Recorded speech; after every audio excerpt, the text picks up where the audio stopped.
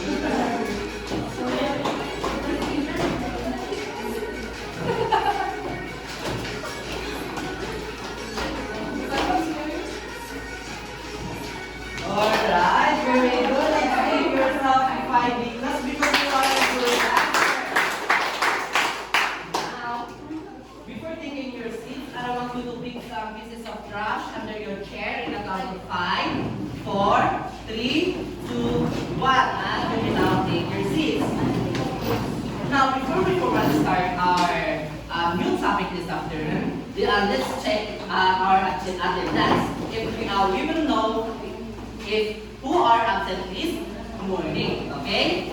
Just say present or just say I am here, teacher. If your family name is Ko. Am I understood, class?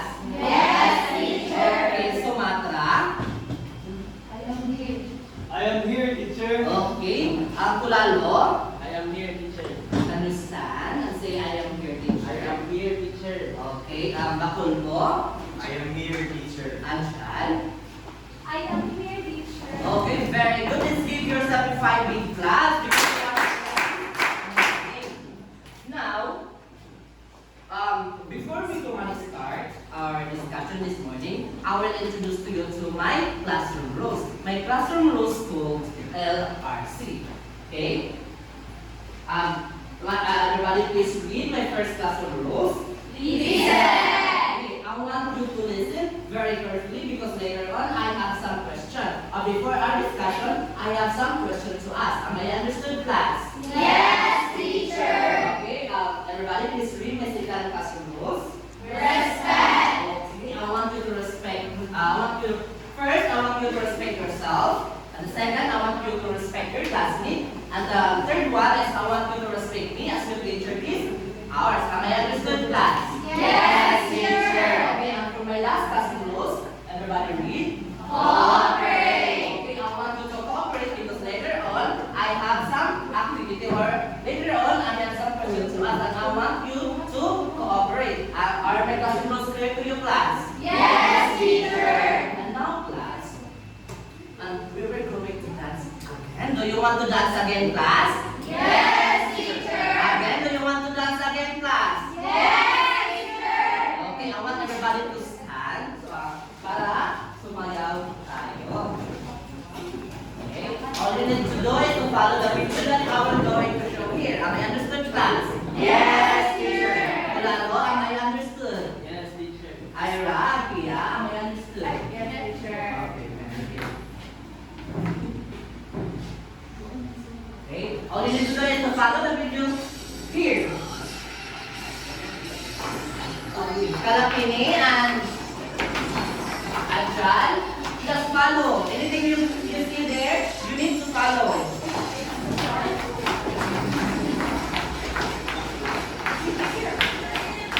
Pag nagpapalit sila.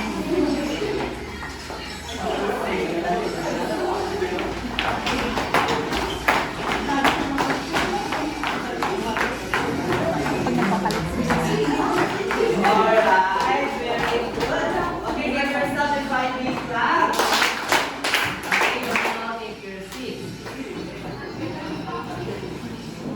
Now, I have some questions to ask. Okay, are you ready to my question? Yes, teacher. Again? Yes, teacher. Okay, my first question.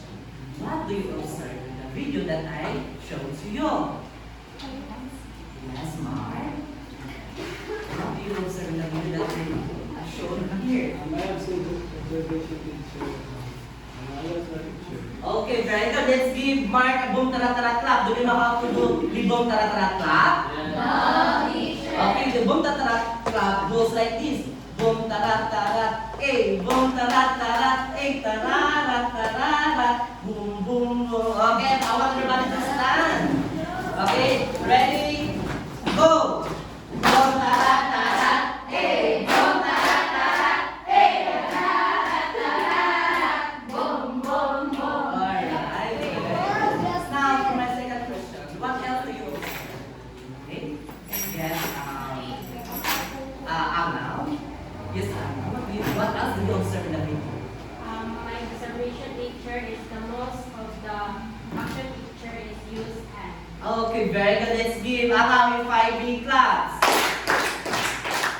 Okay. The dancer in the video is they usually use the action of their hands and body. And now class, do you know that this video or the thing or the dance that you do earlier a moment ago is connected to our topic this morning? No, teacher. Okay, be with me this morning class because where we're going to talk about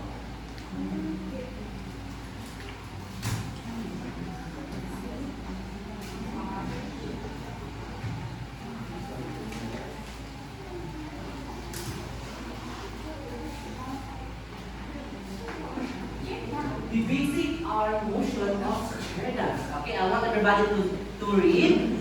Basic arm motion of cheer dance. Okay, first row, I want you to read. Basic arm motion of cheer dance. Second row. Basic arm motion of cheer dance. Everybody read. Basic arm motion of cheer dance. Be with me this afternoon class because you, my dear pupils, are expected to give these learning objectives. Kung saan dala itong atong i-learn karon ginatilan, ang Basic motion of cheer dance. okay, very good. Now, I will introduce you to my learning objectives. And my pupils are expected to give this after our class. Okay, everybody read the learning objectives A.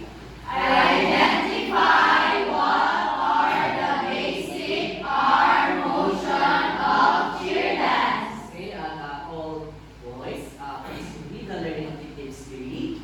Combine these three arm motion in a short routine with correct timing and All girls, please read. show discipline by following instructions carefully while practicing arm motion. Okay, now, what's the emotion? Ano nga ba ang emotion? Do you have any idea? Since let's discuss about what is motion. Okay, everybody read what is motion. Motion refers to the precise and stylized movements of the arm and body that cheerleaders use to enhance their routines. Okay, motion in class refers to the precise and style movements of the arm and body that cheerleaders use to enhance their routines. And now last, the motion, cheer dance, it has a lot of basic motion. But now I will introduce to you to the five basic motion only. Okay? The first one is, okay, everybody read.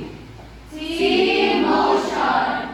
Arms straight out to the side, forming a T-shape. Okay, now I will demonstrate on how to perform the T motion. But before that, please allow me 1 minute preparation. I will change my outfit. Okay? Okay, now I will introduce to you how to perform the T motion. Okay? How to perform the T motion is just form a straight here, like this, and spread your 2 legs like that. 2 legs like that, and then I want you to spread your both hands by side like this. Okay? As you can see, it forms T. Okay. Now, do you understand how to perform? Do you want me to do it again? Yes. Okay. To perform the T motion is doing by this. Stand straight. Spread your 2 legs. Then perform your 2 legs. Adja, why are you laughing? Nakakatawa ba si teacher? Why not perform the teacher dito? Okay. Everyone, why are you laughing? Okay. Now, I will do it again. Stand straight. Perform. Spread your 2 legs. And then, spread your hands by side. Like this. Okay? What do you observe?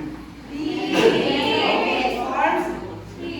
Okay, and I want someone to come in front and perform it. Yes, Pia. Okay. Okay, Pia, I want you to come here in front and perform. Yes. Okay, Pia. I want you to copy me, okay? Okay, the first step to perform the T motion is stand straight, like this, and spread your 2